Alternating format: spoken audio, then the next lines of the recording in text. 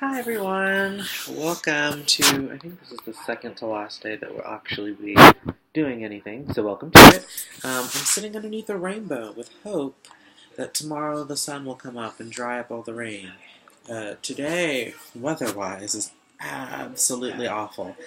It's super cold and super windy, and very much what I kind of expected England to look like. It's so cold and super wet, and everything is slippery, and it's great. Uh, yeah. Today we went to Coventry, and if you don't know, old Coventry Cathedral was heavily bombed in World War II, and the old cathedral is completely ruined and in shambles. Uh, the rest of the building, all of the outside of the cathedral survived, but everything inside was completely engulfed in flame. It was just destroyed by the bombing. The tower survived, the glass survived, which is kind of miraculous, but for the most part, the building is just completely ruined. And it is absolutely beautiful. They turned this ruin into a memorial for the people of Coventry that lost their lives. A lot of citizens were just mercilessly killed. And what they did is very, very beautiful.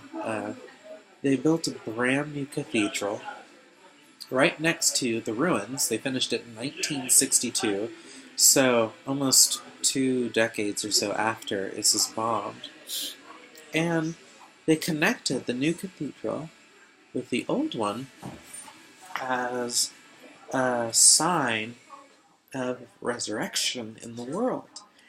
And one of the things that they do at Coventry, which is really beautiful, is they do this internship in which they send a British student to the sister town in Germany, and they accept a German student from the sister town as an intern as a sign of reconciliation and of hope. And so we were given this tour of these ruins destroyed by the citizens of Germany by this German girl, and she walked us through and showed us um, the horrific results of this action, and kept pointing to different things. She pointed to this statue that was donated by German citizens, the statue of the survivor. And she said, "This is for peace."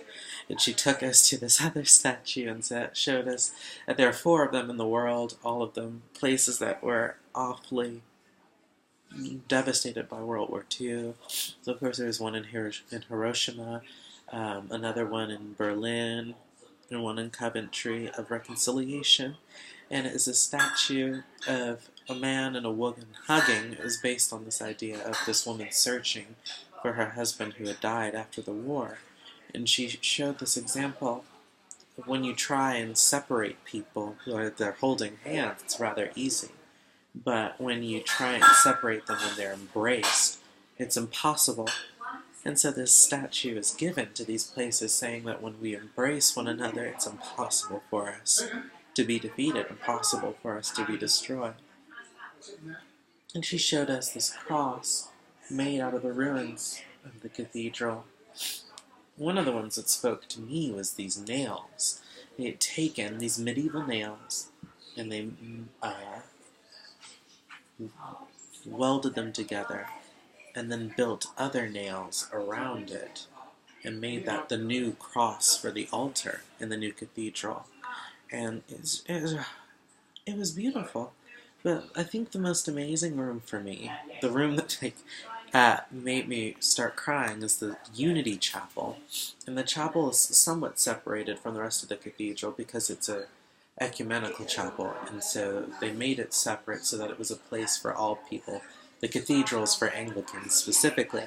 And one of the most amazing things is they made the ground slant so that everything came together in the middle. And they had what she called the 5 continents. America, North and South America are one continent, and then there's Europe, Africa, Asia, and Australia, the five continents with people on them, and they're in a circle. They all have their own little seals on the ground. And then in between the seals of the continents, there's the Gospel of Matthew, Mark, Luke, and John. And there is the way into this unity, the way to get into the Unity Chapel is via the cross. And the ground slants inward so that you're always sloping toward the middle. Everything is being drawn into the middle. And there's a seal for the Holy Spirit, and above the Holy Spirit, in the center of the room, is this giant cross. And it is just a sign that all of the world is being drawn together in unity through Jesus. I'm gonna start crying again. It was absolutely beautiful. And they had these little birds of different colors made together by school children hanging up. School children from across the country. And it was really powerful to walk through this cathedral and to see different pieces of the church that were donated by other countries. So we had the baptismal font from Palestine, the organ was donated by the Canadians, the Norwegians donated this other pipe organ, one of the garments of the Bishop of War was donated by another country, the Unity Chapel took donations from across the globe, and it was, for me, it was just a moment like, this is what the church is supposed to be doing. This is all coming together and all working for one cause, all working for unity. And this is what our voice is meant to be doing, is taking the ruins of what the secular world has done and said, this isn't the way. Let's choose reconciliation instead. And it was powerful. It was really inspiring. And I don't have words to describe what it was like to walk through this building and to see these different names of people and to see all these monuments to forgotten people, people whose names we'll never know, that were lost in this war. But as a person who comes from a country that has been at war every single year since its existence in 1776, it was really inspiring and gave me a lot of hope that maybe there's a future where my country won't be at war with half the world. Coventry, I think, is honestly one of my favorite parts of this trip, which is somewhat unfortunate because we left it and then went to John and Charles Wesley's home in Epworth, and so we got to see this really awesome house, and I'm sure it would have been 10 times more powerful if we had gone there first instead of to Coventry and had that amazing spiritual experience. But we got to see John Wesley's house, got to see Samuel Wesley's resting place, and where John stood up and gave all of his sermons in Epworth because he wasn't allowed to preach in the church. So of course I took a picture on top of Samuel Wesley's dead body. Got to see where John and Charles were baptized, as well as their other, their 7 other siblings. Susanna Wesley had a total of 19 children, only 9 survived. Was it only 10? I don't know.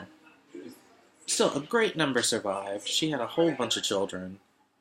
Crazy. Absolutely insane.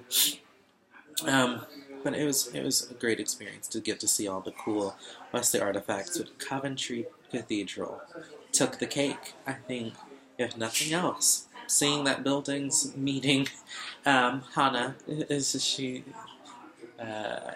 her name. Getting to meet her and getting to hear her story and hear about this program, it was awe-inspiring. It was absolutely inspiring, and it restored my hope, restored my joy. It was really an amazing experience. That's all for tonight. Good night.